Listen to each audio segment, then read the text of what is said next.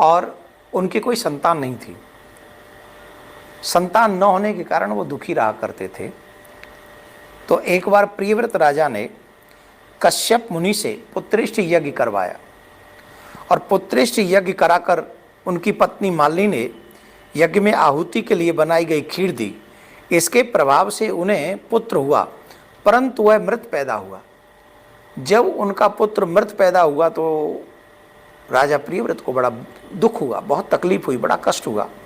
तो उस पुत्र को बहाने के लिए वो नदी के तट पर जब गया तो वो इतना विह्वल हो गए थे कि उनको लगा कि मैं भी अब जीवित रह के क्या करूँगा, जब बिना पुत्र से गति लोके, बिना पुत्र के गति होती नहीं गृहस्थियों की, तो मैं भी जीवित रहकर क्या करूँ। तो उनके भी मन में प्राण त्यागने की इच्छा उत्पन्न हुई। तो उसी समय भगवान की मानस कन्या देवसेना प्रकट हुई और कहा, सृष्टि के मूल प्रवृत्ति के छठे अंश से मैं उत्पन्न होने के कारण षष्ठी कहलाते हूँ। राजन, तुम अपने प्राण त्यागने की बात मत करो, तुम मेरी पूजा करो, अवश्य ही तुम्हें तुम्हारा पुत्र प्राप्त हो जाएगा। और ना सिर्फ मेरी पूजा करो, अपितु मेरी पूजा करने के लिए इस संसार के लोगों को प्रेरित भी करो।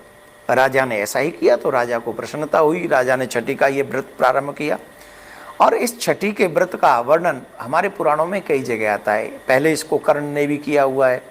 जब वो पांडव जुए में सब कुछ हार गए थे उस समय द्रौपदी जी ने भी इस व्रत को किया हुआ है। ऐसे ही अनेकों अनेक पुराणों में इनका प्रमाण मिलता है छठ मैया के पूजा का। तो इसको प्रॉपरली हम लोग जो कहते हैं कि सूर्य भगवान की उपासना है।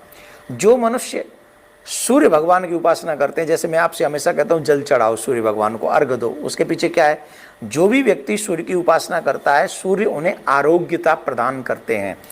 तो सूर्य की उपासना के साथ साथ छठ मैया की जो पूजा करती है उसका विधान क्या है, उसको कैसे करना चाहिए, इन कुछ चीज़ों का अगर हम पालन कर लें तो छठ मैया हमें जी भर के प्रसन्न होकर जो हम चाहते हैं वो हमें प्रदान करते हैं। बच्चों की प्रसन्नता, बच्चों की दीर्घायु होना, सुहागिन का सुहाग अमर होना और जो हमें घर की सुख समृद्धि चाहिए सब हमें छठ मैया देती हैं। तो हमें कुछ नियमों का पालन करना चाहिए।